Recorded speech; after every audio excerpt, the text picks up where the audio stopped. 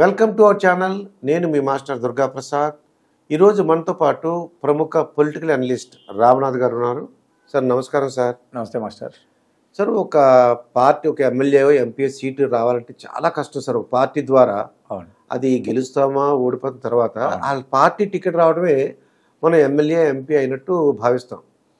ఇక్కడ పి కన్వర్ నియోజకవర్గం నుండి టీడీపీకి మహాసేన రాజేష్ అని సెలెక్ట్ చేశారండి. అవును, చూశాను నేను.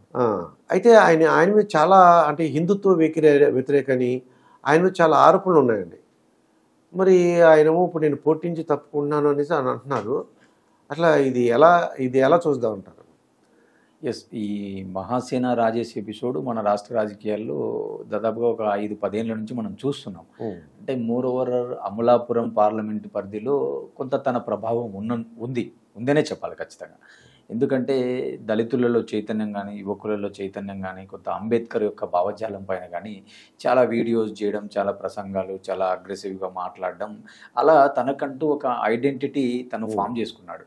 సరే, ఇప్పుడు ఆరోపణలు లేనివి ఎవరి మీద? ఇప్పుడు మన దేశంలో ఒకసారి మీరు ఏడీఆర్ డేటా ఉంటుంది.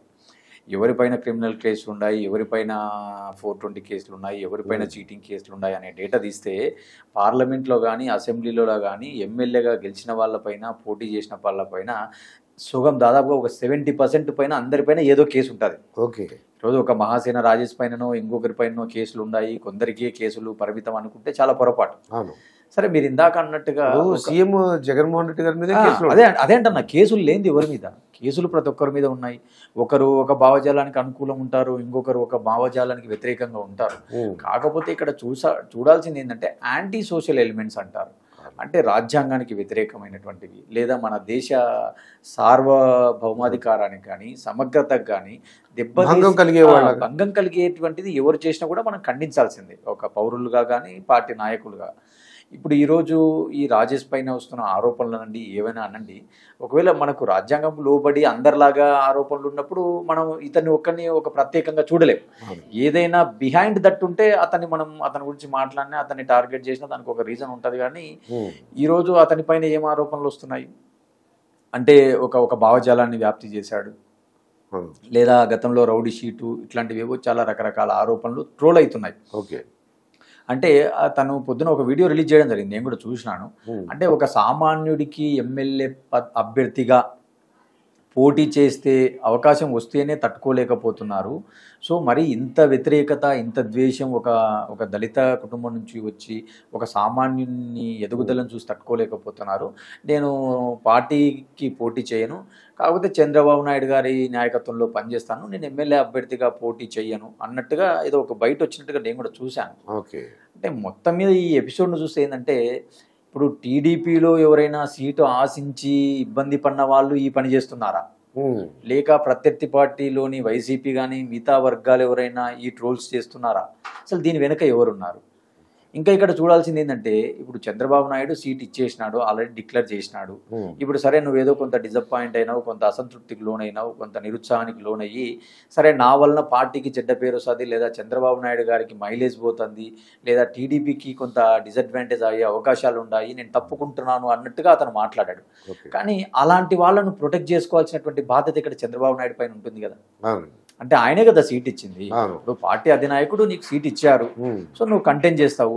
ఈరోజు చంద్రబాబు నాయుడు గారి పైన కూడా కొన్ని విమర్శలు ఉన్నాయి. అంటే దళిత వ్యతిరేకని, దళితులలో మీరు పుట్టాలని ఎవరైనా కోరుకుంటారా, ఇట్లాంటి చాలా ఆరోపణలు ఆయన మీద చేయడం చూసినాం. గతంలో సందర్భం ఏదైనా కూడా ఆయన కొంత మాట్లాడడం మనం అందరం చూసినాం.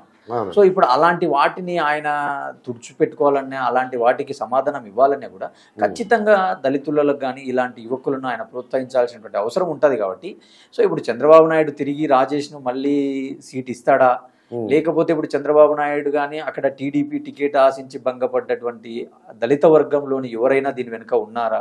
సో ఇలాంటి అంశాలను కూడా చూడాల్సి ఉంటది కదా. మనం ఒకే యాంగిల్ చూడలేం కదా రాజకీయాలలో. ఇప్పుడు రాజకీయాల్లో శత్రువులు ఎట్టుంటారంటే, ఇప్పుడు నీ పార్టీలోనే నీ ఎదుగులను తట్టుకొని వాడు ఉంటాడు, ఇంకొక సైడు ప్రతిపక్ష పార్టీలు అనేది సహజం. అది ఇప్పుడు మీకు ఆపోజిట్ పార్టీ నీ శత్రువు అన్నప్పుడు అక్కడ నీకు శత్రువు ఎవరో తెలిసిపోతుంది. కానీ విత్ ఇన్ ద పార్టీలో నీ శత్రువు ఎవరో తెలుసుకోవడం చాలా కష్టం. చాలా కష్టం. సో ఇలాంటి అంశాలు కూడా ఉంటాయి చాలా వరకు. కాబట్టి మనం చూడాలి ఈ ఎపిసోడ్ ఎంతవరకు పోతుంది అని. ఇంకా ఏంటంటే ఈ మహాసేన రాజేష్ అప్పట్లో పవన్ కళ్యాణ్ ప్రేజ్ చేయడం, పవన్ కళ్యాణ్ ఫోన్ చేసి నాతో మాట్లాడారు అని కూడా అతను చాలా ఆనందపడ్డం, మీడియా ముందరకు వచ్చి ఒక సామాన్యుడైన నాకు పవన్ కళ్యాణ్ గుర్తింపించారని చెప్పి కూడా మనం చూసినాం. కానీ అదే వ్యక్తి తర్వాత జనసేనలో చేరుతారు అనుకున్నాం, కానీ అనూహ్యంగా అతను ఎక్కడ చేరారు? టీడీపీలో చేరారు. సో టీడీపీలో టికెట్ తెచ్చుకున్నారు. అంటే రాజకీయాలలో అదే మనకు తెలుసు కదా, శాశ్వత మిత్రులు శాశ్వత శత్రువులు ఉండరని. ఈరోజు మైలవరం వసంత కృష్ణ ప్రసాద్ గారు కూడా వైసీపీ నుంచి టీడీపీలోకి పోయారు. ఆయనవి గత వీడియోలు చూస్తే మనకు ఆశ్చర్యం వేస్తుంది. ఈ జీవితకాలం నేను వైసీపీలో ఉంటానని చెప్పి ఆయన మాట్లాడడం జరిగింది. మరి ఈ రోజు ఆయన టీడీపీలో చేరినారు కదా. అంటే పాలిటిక్స్ ఈజ్ ఆల్వేస్ డైనమిక్. అంటే ఈ రోజు ఉన్నటువంటి ఈక్వేషన్ రేపు ఉండదు, రేపు ఉండే ఈక్వేషన్ ఎల్లుండి ఉండదు. కాబట్టి సో ఈ మహాసేన రాజేష్ ఎపిసోడ్ కూడా ఎలా దారితీస్తుంది, ఎలా పయనిస్తుంది, దీన్ని చంద్రబాబు నాయుడు గారు మళ్ళీ తిరిగి అడ్వాంటేజ్గా ఎలా మార్చుకుంటారు, ఒకవేళ మళ్ళీ రాజేష్ గారిని తిరిగి మీరు ఖచ్చితంగా స్థానం పోటీ చేయాల్సిందే అని చెప్పి ఒక బలమైన హామీ ఇస్తాడా? సో చూడాల్సింది. ఇదండి రామ్నాథ్ గారితో జరిగిన ఇంటర్వ్యూ. మరొక ఇంటర్వ్యూతో మీ ముందుంటాను. మీ మాస్టర్ దుర్గా ప్రసాద్.